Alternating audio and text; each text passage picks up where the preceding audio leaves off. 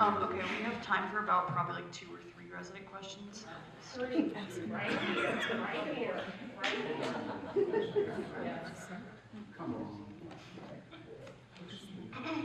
Good evening.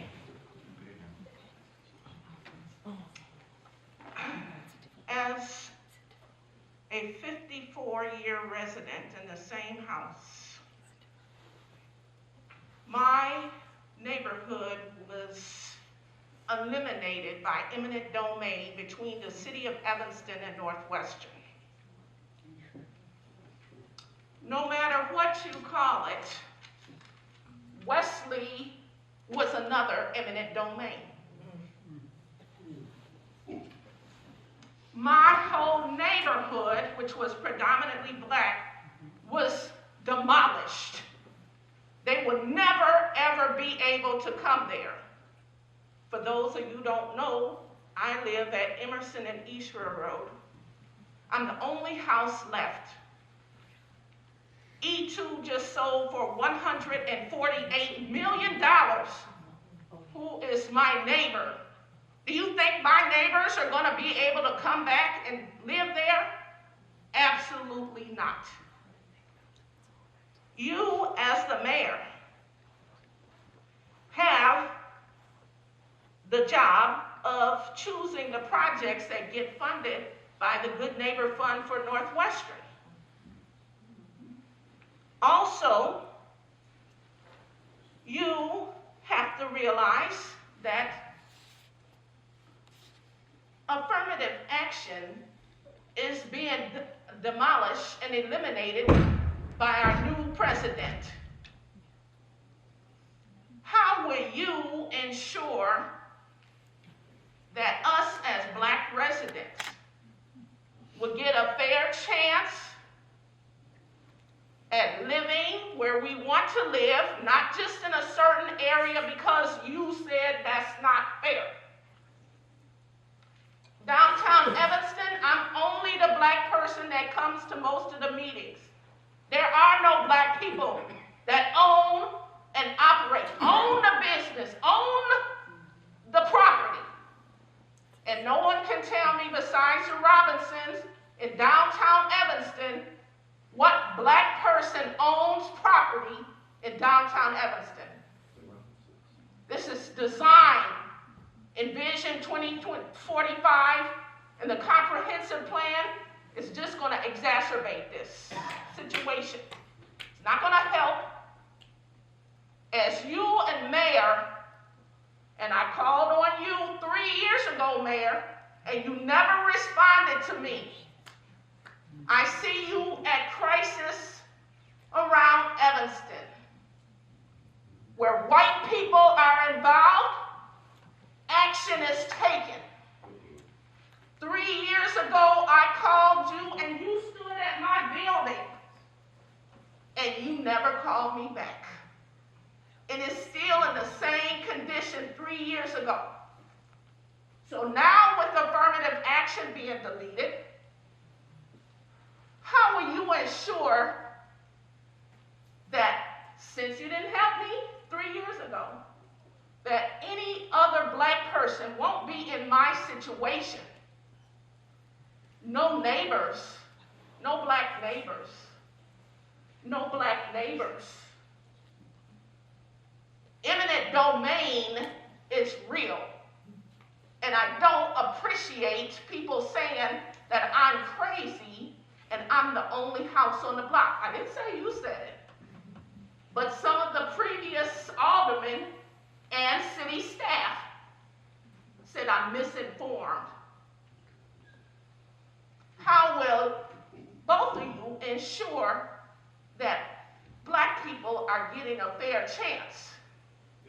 And I'd like to see when you're going to call me back and respond to my situation.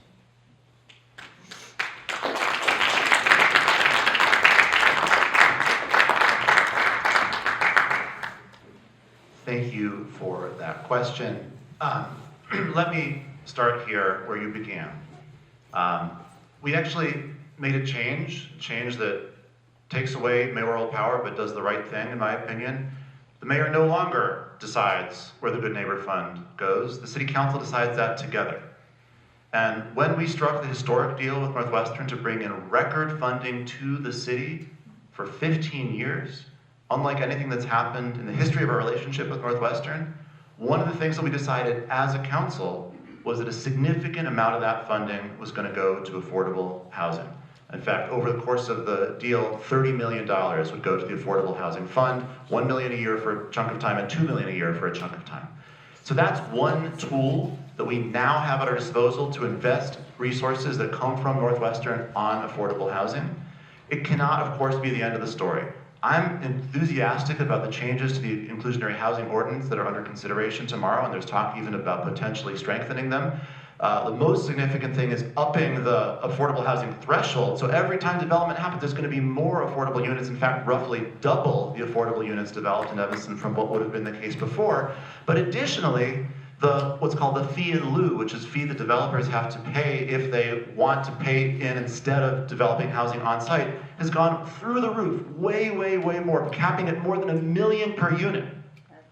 And so if they choose to deploy that option, that's going to be significant funding in our city's affordable housing fund that we can, again, use to address the crisis of affordable housing and, yes, the crisis of displacement that is going on across the city. But another piece of it has to be in zoning reform, because we just have more demand for Evanston than there is supply. The inventory that comes available has gone like this because people want to be here.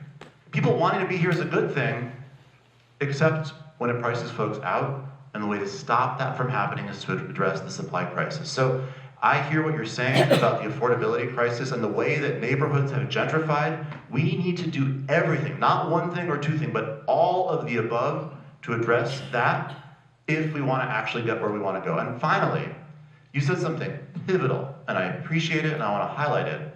This administration is attacking communities like Evanston that believe in what we believe in, whether it's our reparations program, whether it's our welcoming city status, whether it's our climate action. Most of what we do, they're trying to ban or defund. And we are presented with a choice. And as long as I'm mayor, we're going to stick to our values. A different type of city could walk away from our commitment to reparations because Donald Trump is the president, not Evanston when I am the mayor. And so the last piece of this answer is that our reparations program is a part of this that is critical. Funding directly in not only just generically the African American community, but specifically families that have been here since the era when Evanston was explicitly and deliberately and consciously engaging in harmful acts that we now need to repair the consequences of, so that families that have been here for generations can stay, can invest, can build wealth. So if we do all of these things simultaneously, we can get where we need to go. But I want to stress, we have to do all these things because it's a crisis, because the extent of the problem is so severe, and we can't be timid. We can't be unwilling to take action. We have to have backbone, because otherwise we're going to keep seeing what we're seeing now. That is the cost of inaction, and that's why I'm so passionate about being willing to move forward and saying yes to change.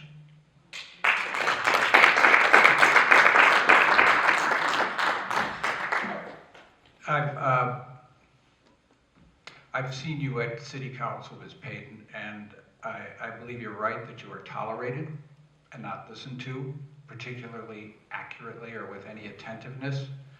And so I have to answer your question a lot more simply than the mayor, which is that you need to be at the table when these things begin to get started. Anything that affects your neighborhood, you need to be there. My closest affiliation with anything like this is with the disability community, and there's a saying that they have, nothing about us without us. And that should apply to all residents, particularly our black residents, I think, and any residents whose neighborhood is going to be affected by a project.